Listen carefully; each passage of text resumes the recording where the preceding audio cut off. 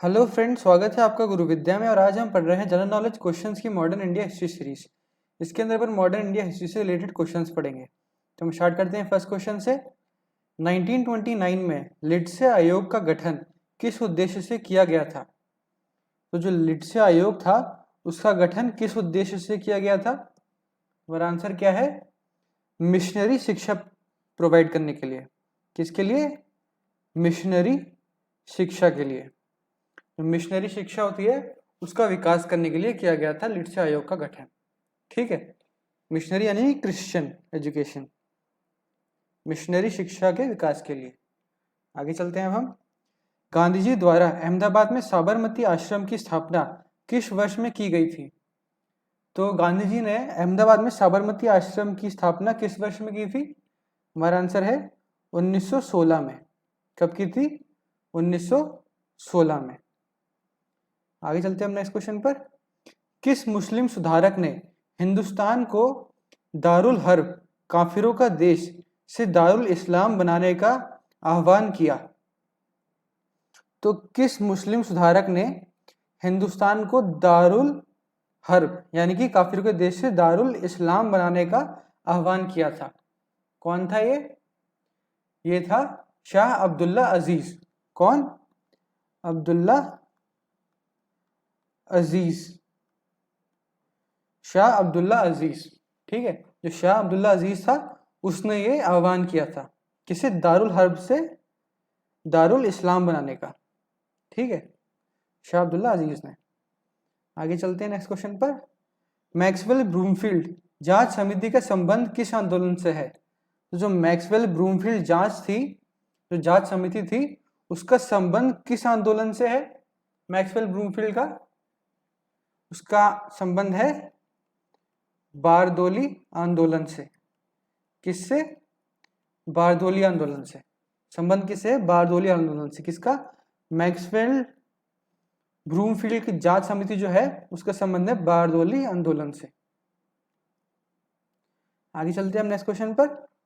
East India association की स्थापना कहाँ की गई थी? जो ईस्ट इंडिया एसोसिएशन थी उसकी स्थापना कहाँ की गई थी? हमारा आंसर क्या है? लंदन में। कहाँ की गई थी? लंदन में की गई थी ईस्ट इंडिया एसोसिएशन की स्थापना। आगे चलते हैं नेक्स्ट क्वेश्चन पर। साबरमती आश्रम की स्थापना महात्मा गांधी ने कहाँ की थी? तो जो साबरमती आश्रम है उसकी स्थापना कहाँ की थी महात्मा गांधी ने? उसकी स्थापना कहाँ हुई थी? अहमदाबाद में। ठीक है, कहाँ हुई थी? अहमदाबाद में हुई थी साबरमती आश्रम की स्थापना। आगे चलते हैं अब हम नेक्स्ट क्वेश्चन पर। विनायक दामोदर सावरकर किस क्रांति संगठन के से संबंधित थे? तो जो विनायक दामोदर सावरकर थे वो कौन से क्रांतिकारी संगठन से संबंधित थे? तुम्हारा आंसर क्या है? वो संबंधित थे अभिनव भारत से। किससे? अभिनव भारत से। तो ये क्या था? एक क्रांतिकारी संगठन था अभिनव भारत, तो उससे संबंधित थे। ठीक है, विनायक दामोदर सावरकर। शिमला सम्मेलन किस वायसरॉय के कार्यकाल में आयोजित किया गया था? तो जो शिमला सम्मेलन था वो किस वायसरॉय के कार्यकाल में आयोजित किया गया था? हमारा आंसर क्या है? लॉर्ड वेबल के। लॉर्ड वेबल के कार्यकाल में शिमला सम्मेलन जो था वो आयोजित किया गया था। ठीक है, लॉर्ड वेबल के कार्यकाल में। आगे चलते हैं हम नेक्स्ट क्वेश्चन पर। भारत की स्वतंत्रता की घोषणा कब की गई थी? तो जो भारत की स्वतंत्रता थी उसकी घोषणा कब की गई थी? हमारा आंसर क्या है? वो की गई थी 20 फरवरी में। 20 फरवरी 1947 में की गई थी। ठीक है, कब की गई थी? 20 फरवरी 1947 में की गई थी भारत की स्वतंत्रता की घोषणा। ठीक है, 20 फरवरी 1947 में। आगे चलते हैं नेक्स्ट क्वेश्चन पर। भारतीय स्वतंत्रता की घोषणा किस ब्रिटिश प्रधानमंत्री ने की थी? तो जो भारतीय स्वतंत्रता की घोषणा हुई थी वो किस ब्रिटिश प्रधानमंत्री ने की थी? तो हमारा आंसर क्या है? क्लीमेंट एटली ने। किसने की थी? क्लीमेंट एटली ने। तो भारतीय स्वतंत्रता की घोषणा क्लीमेंट एटली ने की थी। ठीक है, क्लीमेंट एटली ने।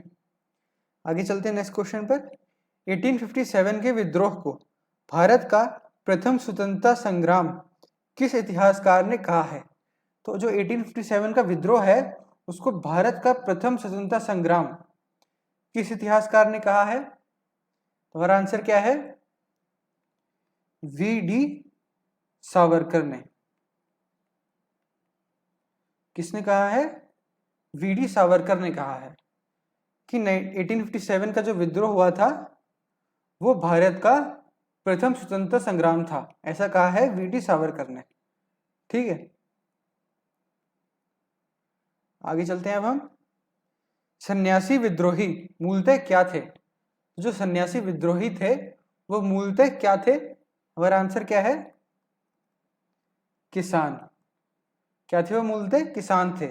जो किसान लोग थे वही मूलतः क्या थे? सन्यासी विद्रोही के लोग थे, जो सन्यासी विद्रोही में शामिल हुए थे। सन्यासी विद्रोह में शामिल हुए थे वो कौन थे? किसान थे मूलतः। ठीक है, आगे चलते हैं अब हम नेक्स्ट क्वेश्चन पर। असहयोग आंदोलन के कार्यक्रम का अनुमोदन राष्ट्रीय कांग्रेस के किस अधिवेशन में किया गया? तो जो असहयोग आंदोलन था उसका अनुमोदन यानी कि उसका स्टार्ट जो हुआ था वो किस राष्ट्रीय कांग्रेस के अधिवेशन में हुआ? तो कौन सा अधिवेशन था राष्ट्रीय कांग्रेस का जिसमें असहयोग आंदोलन चालू हुआ था? हमारा आंसर क्या है? नागपुर अधिवेशन। कौन सा? नागपुर अधिवेशन। और कब हुआ था ये नागपुर अधिवेशन? 1920 में। ठीक है, नागपुर अधिवेशन 1920 में जो असहयोग आंदोलन था वो राष्ट्रीय कांग्रेस के से चालू हुआ था। ठीक है, नागपुर अधिवेशन 1920 में। आगे चलते हैं अब हम नेक्स्ट क्वेश्चन पर। किस देशी रियासत में जनमत संग्रह कराया गया था? तो ऐसी कौन सी देशी रियासत थी जिसमें कि जनमत संग्रह कराया गया था? हमारा आंसर क्या है?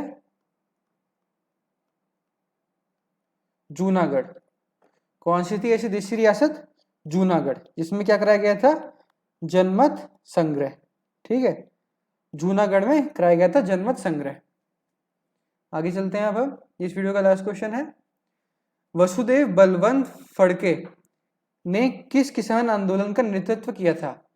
तो जो वसुदेव बलवंत फड़के थे उन्होंने किस किसान आंदोलन का नेतृत्व किया था? हमारा आंसर क्या है?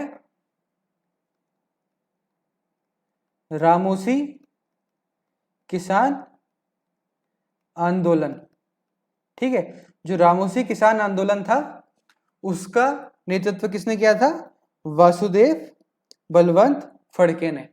ठीक है, कौन सा आंदोलन किया था? रामोसी किसान आंदोलन।